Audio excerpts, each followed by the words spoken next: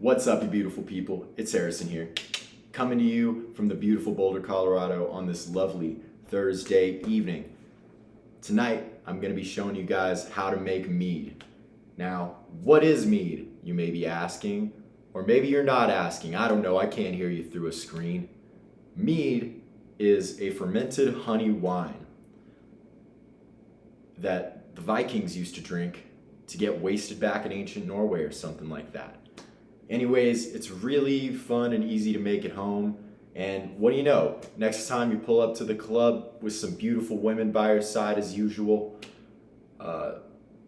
you don't have to waste the money on bottle service anymore. You know, you can just bring your own homemade concoction. And you can walk up to the most beautiful woman in that club and you can say, listen, you want to know what this is? It's some mead that I brewed at home. I learned how to brew it from some angsty white boy with daddy issues on YouTube. And then they're gonna be like, oh wow, you're so hot, you're so funny, please let me come home with you tonight. That's usually how it goes for me, just kidding. That's how it goes about maybe like 10% of the time. Other times they're just sort of like, get lost, nerd. Anyways, the process is very simple. What you're going to want to do first is get half a gallon of water, and you're going to cook it on medium-high heat. You don't want it to boil though, because it interferes with the fermentation process. So for that reason, I'm starting to see some bubbles on that bad boy right now. So I'm going to be turning that bad boy down low. You're going to mix in your half gallon of water with 2 pounds of honey. Like that. Honey, honey, honey, honey. I'm going to take that top off because I'm just going to be dumping it straight in. So each of these is a pound, so 2 pounds of honey into half a gallon of almost boiling water.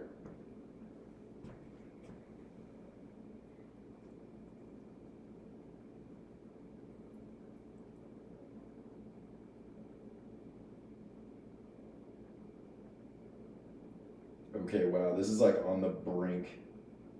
I might have to sip some of this water off.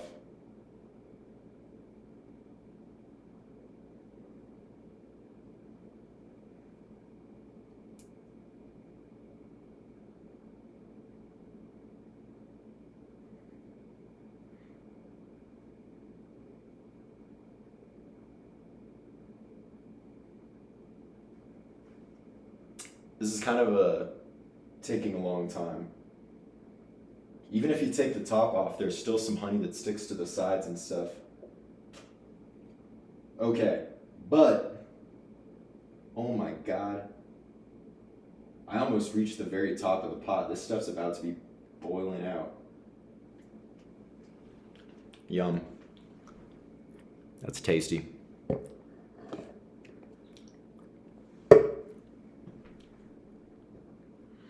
Okay. Next order of business, I'm going to turn that off and let it coast because, yeah. And then I'm going to stir this honey in. Just let it dissolve into the water.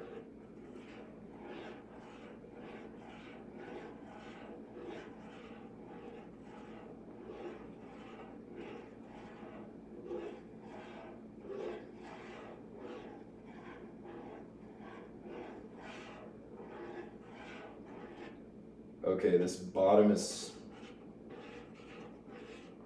growing a little bit less honey colored.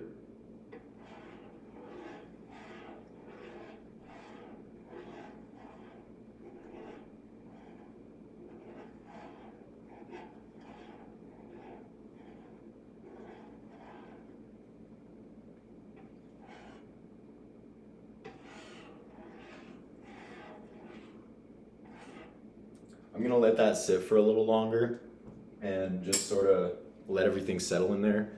But meanwhile, one thing to do is get out some fresh fruit or berries. Adding fruit to it gives it a lot more of a well-rounded flavor. It actually begins tasting a little more like a wine than anything. And it definitely does ferment a little extra, so it does kind of increase the alcohol content of your mead.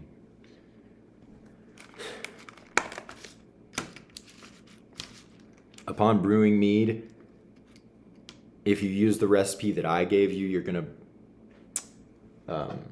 brew a mead that's a little bit on the lighter side. So you're probably looking at like a what is it? You're looking at about like what is it? I'm sorry, I'm blanking here. Like 7 to 8% alcohol by volume.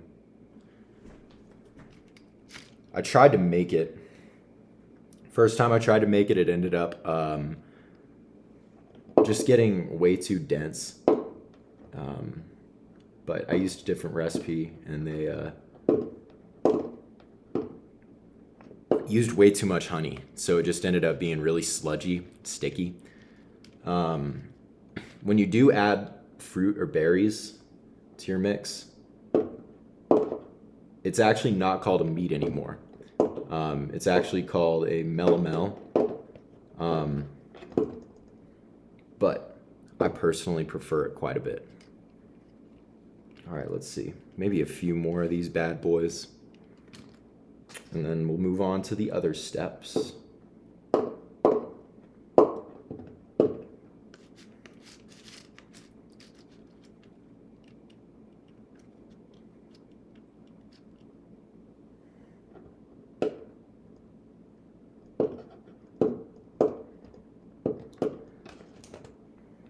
Man, the opening to this water is so thin. I wish I could just pour all these blueberries in at once, but I can't, can I?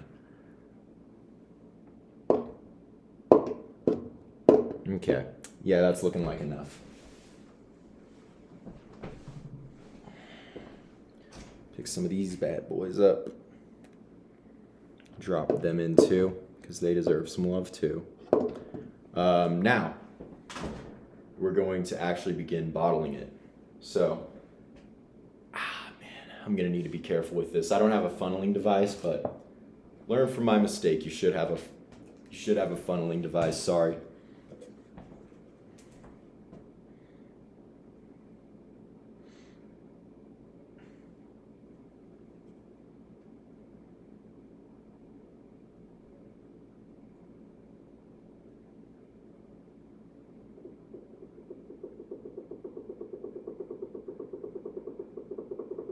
Gonna add a little more of that honey, since so much like stuck to the sides and all.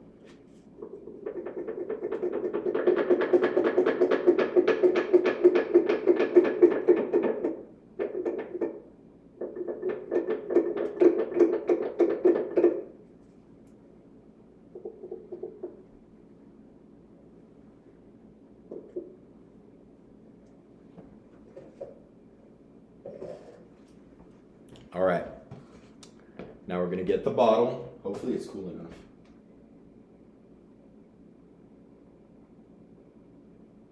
I should probably wait for it to cool a little bit more. In the meantime, I'm going to be talking about the materials that you will need and what their function is. So, once you bottle up that mixture, you're going to want to sprinkle in some yeast. So typically you get one packet of, I like to use Fleischmann's active dry yeast. and you are going to scoop about, what is it, like math, about freaking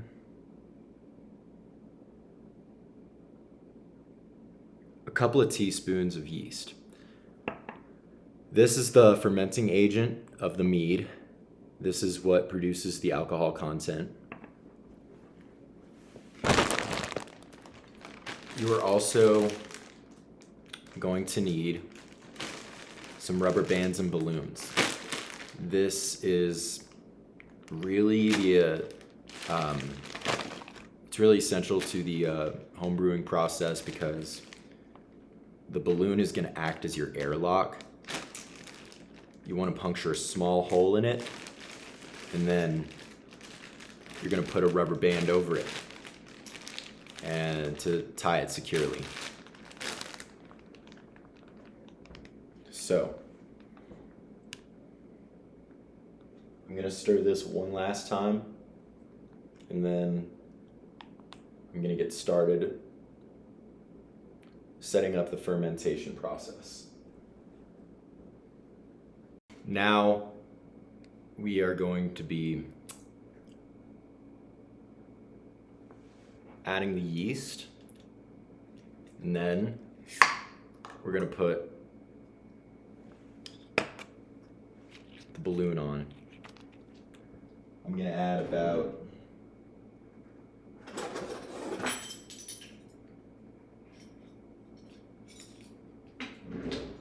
8 teaspoons of the stuff. Or 8 quarter teaspoons, sorry about that. 2 regular sized teaspoons.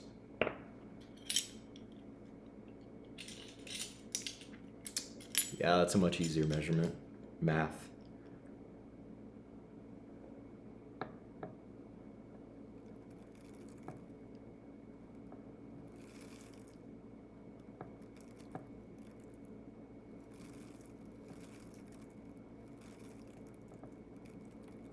I might make a little bit of a mess, that's okay. That's okay.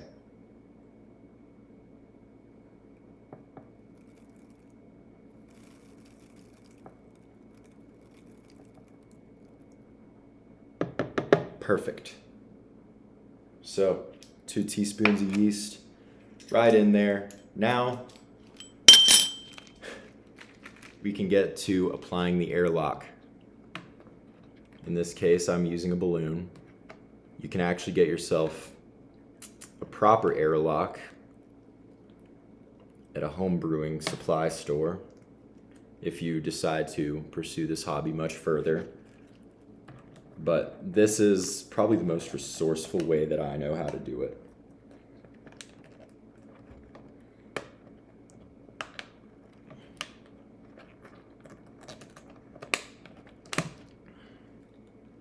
You really gotta like stretch that thing over. Skadoosh.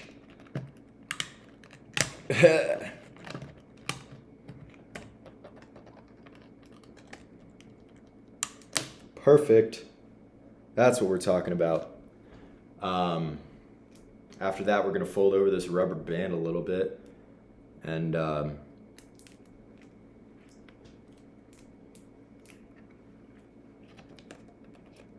get it on here.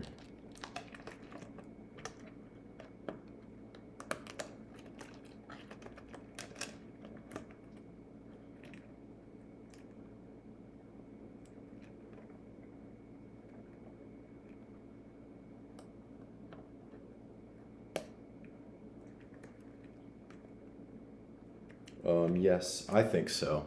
Cool. So now we have it. This is our brew. You're gonna let this sit for 3 to 6 weeks. I've tried it on the second week and there's a little bit of that alcohol content there, but like I said, the honey is still very musty. It's very like, I don't know, viscous, I guess you could say. Anyways, yeah, you're gonna let this sit for quite a while, and in about 3 weeks' time, you will have your own mead to enjoy at home. Remember to store it in a dark, cool, dry place. I am probably going to use this bad boy up here. A nice little secret hideout for my mead. Oh, never mind, she doesn't fit in there. I'm just gonna end up using I'm probably just gonna end up using one of these cabinets or something. Anyways, check back on my channel in about 3 to 6 weeks time and my brew will be ready. And I hope to drink it live with y'all. I'll try and invite some friends over for a mead night, see if they're available for it, see if they're up for it, that is. Because you don't know if you're really prepared, you know, to experience the beauty that is mead. You really need to prepare yourself for it. I'm telling you, okay? So stay tuned. Hope this video was helpful for y'all. Hope you enjoyed it. Thank you guys for watching. Have a wonderful rest of your day. Peace.